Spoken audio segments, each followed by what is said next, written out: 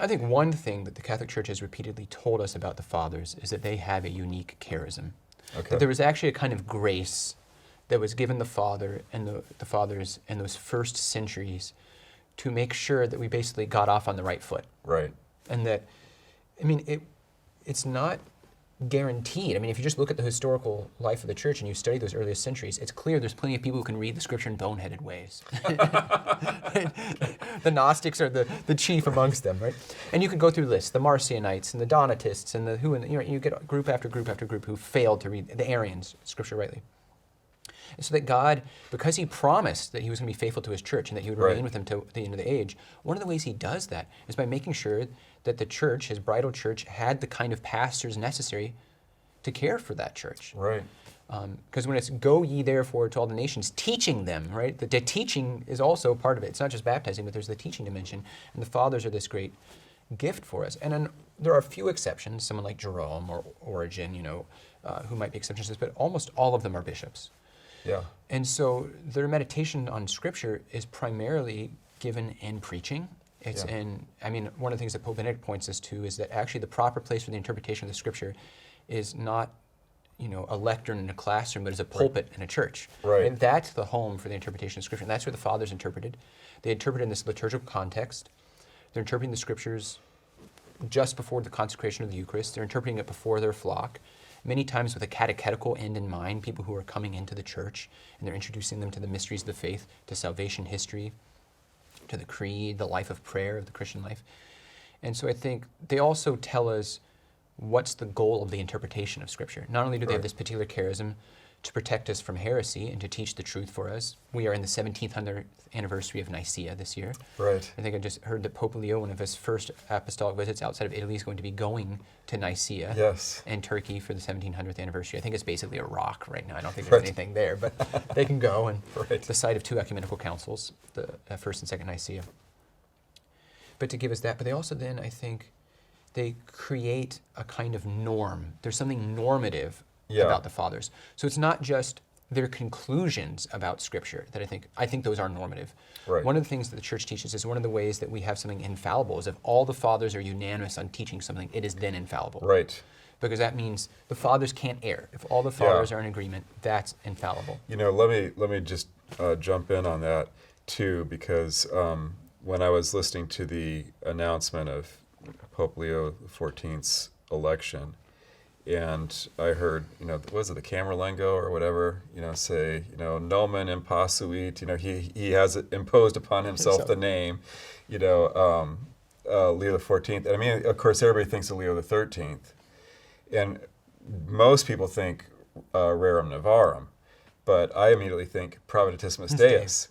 Because Leo XIII emphasized he gives like three criteria for infallibility in interpretation. He says the universal consensus of the fathers, essentially, I forget exactly how he phrases that, but that's essentially what he means. The universal consensus of the fathers is infallible. And there's not a ton of stuff that they were like universally consensus about, but one of those things, for example, is like the authorship of the four Gospels, and this tends to be overlooked. But to me, it seems inescapable then that if that's true, then certain questions in biblical studies, like, who wrote John, it's really not an open question within Catholicism. No, it's like we answered that a long time ago. Centuries ago. Yeah, you don't need to bring it up again. And that it's a starting point that John the Apostle authored the gospel, and then you go on, you don't spend I don't think you should spend your career trying to figure it out. The Johannine question. Yeah, the Johannine question. Yeah, that's like we got that figured out. Now we want to move on and kind of interpret what he wrote. But sorry to interrupt, but that's such a good point. No, and I think that's an example of those sorts of things. And you can nuance the fathers slightly, right? To where you're like, well, the Johannine authorship, can we allow for a redactor editor? Maybe, right? Sure. But like the primary author of that thing, Right. has to be the beloved disciple. Yeah. And it's not just the fathers. I mean, the liturgical tradition makes that clear. I mean, Yeah. we refer to it constantly as written by Right. St. John. So Yeah. it wouldn't make a lot of sense if it's the Ephesian community. You were just in Ephesus. Right. It's not a ragtag group of guys in Ephesus Right. who came to.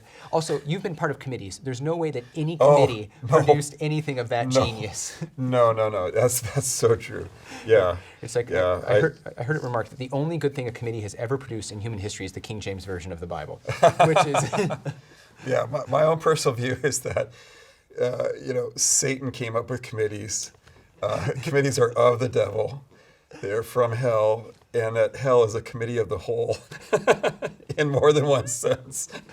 Pope Francis may he rest in peace, he had a pretty delightful line. At one point, they were asking about him about the female diaconate, and he had called his third or fourth special committee on the female diaconate, and it was this moment of kind of honesty from Francis, and they were asking would it ever happen? He's like, well, I keep sending it to committee, and it was almost like his way of admitting, do you think if I'm sending this committee forever, do you think I ever intend anything to come of it? Right. They can talk about it for the rest of history. Definitely, yeah. So one of the things, I love the monarchical structure of the Catholic Church. It's a great, and I think because in all seriousness, one of the many strengths of the monarchical hierarchical structure of the church is that when decisions are made, somebody is responsible for them. This is the problem with committees: is that committees allow the diffusion of responsibility for decisions, and there's no one person that you can kind of grab their collar and said, "Why did you do this?" Right? It allows the evasion of personal responsibility for what gets decided.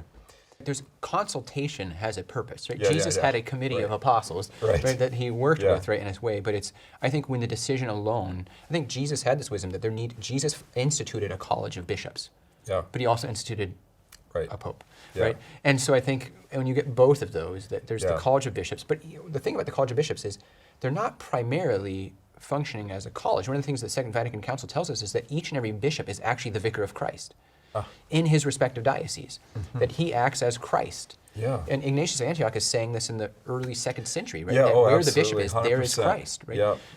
And he even describes it when he talks about various people coming to him. It's as though he receives the whole church of one of these cities when the bishop comes and meets him. Sure.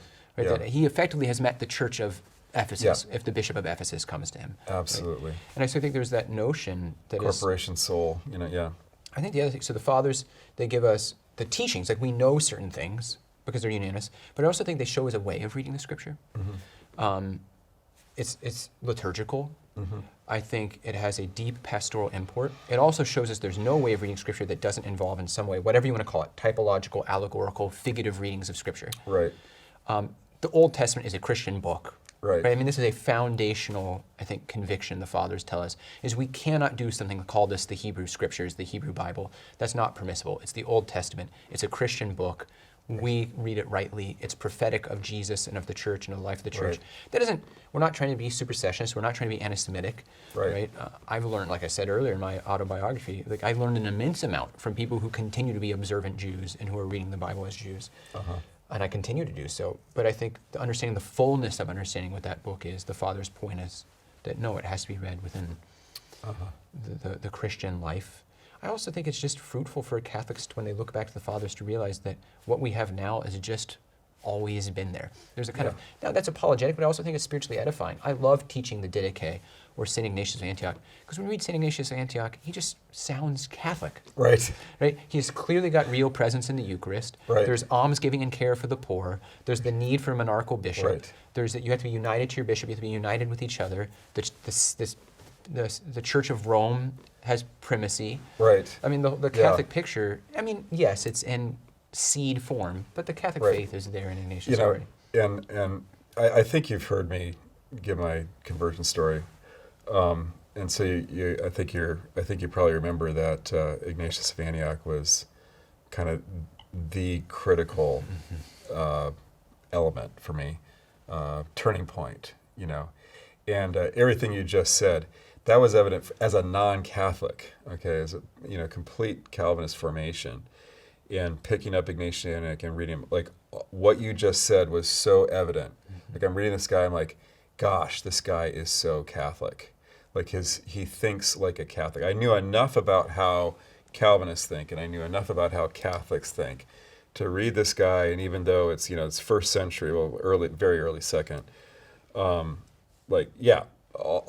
the way it came across to me is, to use an analogy from geometry, is like he's got all the axioms, and all the rest is just derivation. Like you can prove all the theorems, all the other elements of Catholic theology. You could demonstrate in a stepwise way from the axioms that are already present in Ignatius of Antioch. Yeah. So what a tremendous figure. But one last thing I think about the fathers, if I can just add more and more, is you need them to understand the rest of the tradition. Especially once you get to the medievals, what are the medievals doing? But they're reading scripture and they're reading them through the fathers, and the way they adjudicate their questions. I mean, if anyone's ever picked up the Summa of Thomas Aquinas or the sentences of Peter Lombard or great writing of Bonaventure, what they're doing is, here's a quote of Augustine, here's a quote of Chrysostom, here's a quote of Bede, here's another quote of Augustine, right? And they're like, well, what's right? Yeah. And they think that it's clear that the medievals think the only way you're going to find the right answer to this is through these authorities and the weighing of them. So I don't think you can really read the tradition or absorb the tradition with them. I mean, they're the foundation stone. I mean, I think in a certain way, I mean, do you know English literature if you don't know Shakespeare? You don't, right? I mean, like, there's so much of the rest of the tradition is just built on Shakespeare. Yeah, and it's such a blessing for our students that you are teaching Scripture, because that's, I think, you just nailed it. That's how we should be reading Scripture, through the fathers, through the doctors. You actually got trained to do it that way, but we don't train our Bible people that way. We have them read the Coda Hammurabi and study Akkadian. It's almost all like pre-biblical.